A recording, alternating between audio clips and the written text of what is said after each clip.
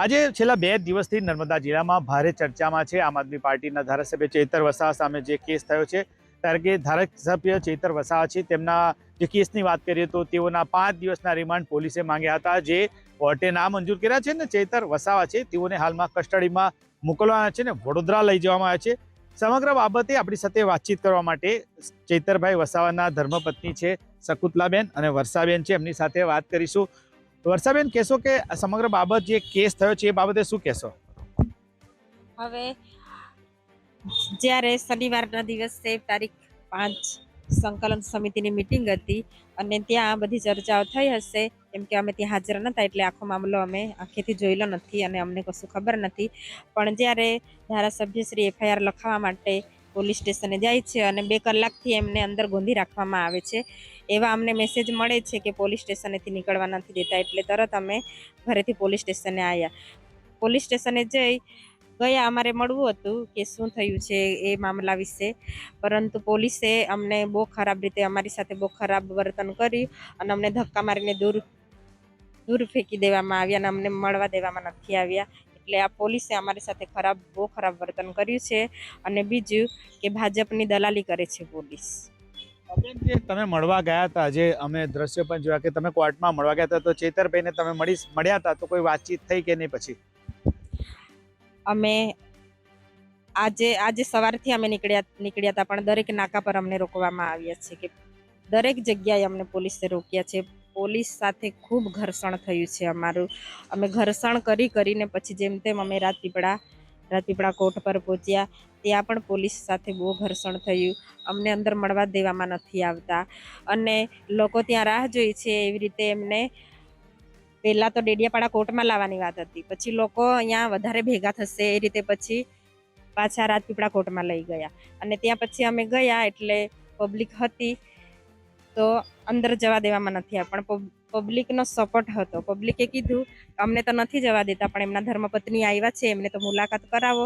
લોકોની રિક્વેસ્ટથી પછી અમને અંદર મનોજભાઈ અને ગોપાલભાઈ આવ્યા હતા, એટલે એમની સાથે અમને અંદર જવા દીધા, મુલાકાત કરાવી। ચૈતરભાઈ સાથે વાત છે, ચૈતરભાઈએ શું કીધું અને શું કીધું છે ધારાસભ્ય તરીકે, અને તમારી સાથે શું વાતચીત થઈને શું એમને કીધું?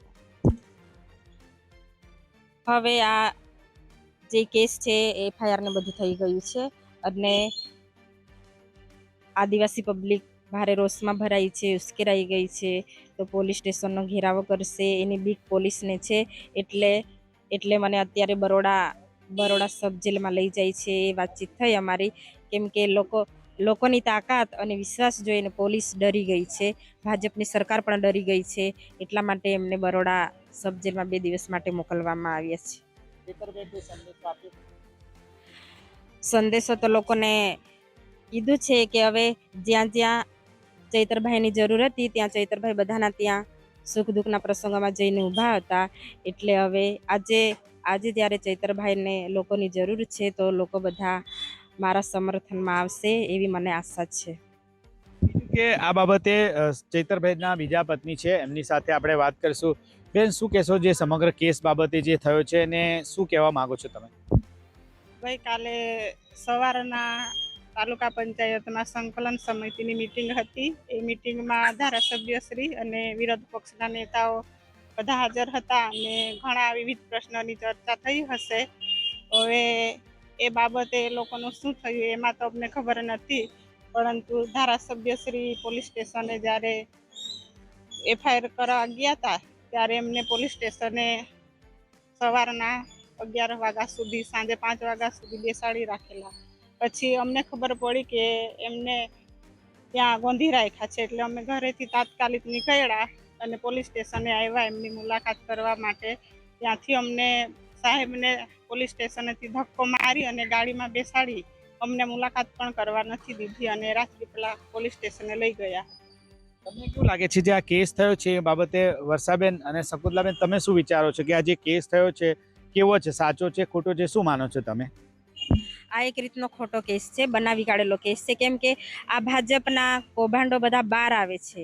આ મનરેગાનું કૌભાંડ હાલમાં જ તાજેતરમાં જ બહાર પાડ્યું છે, એટલે ભાજપના નેતાઓનું પાણી હલી ગયું છે। એમાં ભાજપના નેતાઓનું પાણી મપાઈ ગયું છે કે હવે જતા દિવસોમાં અમારો પણ વારો આવશે, એટલે આ એક રીતે આ લોકોને મોકો મળ્યો છે કે આપણે ખોટી બધી વાર્તા ઉપજાવીને એમને ફસાવીએ, જુદી જુદી કલમો લગાવીએ અને એમને જેલવાસ કરાવીએ એટલે આપણા કૌભાંડો બહાર ના આવી શકે. એટલા માટે એક ષડયંત્ર ઊભું કરીને એમને જેલ મોકલવામાં આવ્યા છે. એટલે આ ભાજપ સરકારનો હાથ છે મોટો.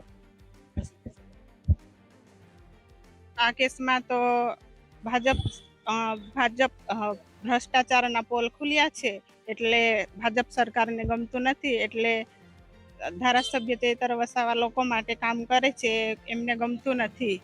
દરેક પ્રસંગોમાં આવીને ઊભા રહી દરેક પ્રશ્નો ઉઠાવે છે એ ગમે ના. એટલે ભાજપ સરકારના ઈશારે પોલીસ એમને હેરાન કરીને આવા કેસો કરાવે છે. કઈ કહેવા માંગશો? તો વર્ષાબેન, છેલ્લો જે આખો જે સમગ્ર બાબત છે એ લઈને લોકોને તમારું શું કહેવું છે કે જે મોટી સંખ્યામાં જ્યારે લોકો અહીંયા ભેગા થયા હતા જેલ પાસે અને અહીંયા પણ આવ્યા હતા, શું કહેશો લોકોને, શું કહેશો? અને બીજું કે જે ધારાસભ્ય ચૈતર વસાવાના સમર્થકોને તમારે શું કહેવું છે?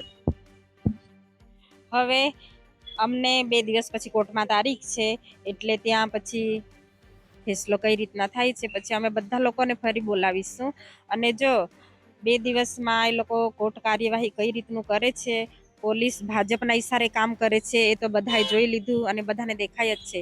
પણ જો અમને ન્યાય ના મળે તો અમે જેલ ભરો આંદોલન કરવા પણ તૈયાર છે. અમારી જનતા પણ આવશે અમારી સાથે. તો તમે જોયું કે આ હતા ધારાસભ્ય ચૈતર વસાવાના બંને પત્ની વર્ષાબેન અને શકુંતલાબેન અને પરિવારના સભ્યો છે. ત્યારે હાલમાં શકુંતલાબેન અને વર્ષાબેને સ્પષ્ટ કીધું કે જો તેઓને ન્યાય ન મળે તો આગામી દિવસોમાં જેલ ભરો આંદોલન પણ કરવામાં આવશે. ત્યારે તેમના પરિવારે આજે સમગ્ર બાબતે વાત કરી છે. ચૈતરભાઈ વસાવાની જે અરેસ્ટ કર્યા બાદ વડોદરા લઈ જવામાં આવ્યા છે, ત્યારે બંને પત્નીઓ પણ કહી રહ્યા છે કે ચૈતરભાઈને ખોટી રીતે ફસાવવામાં આવ્યા છે. નરેન્દ્ર પેપરવાલા, ગુજરાત તક, નર્મદા.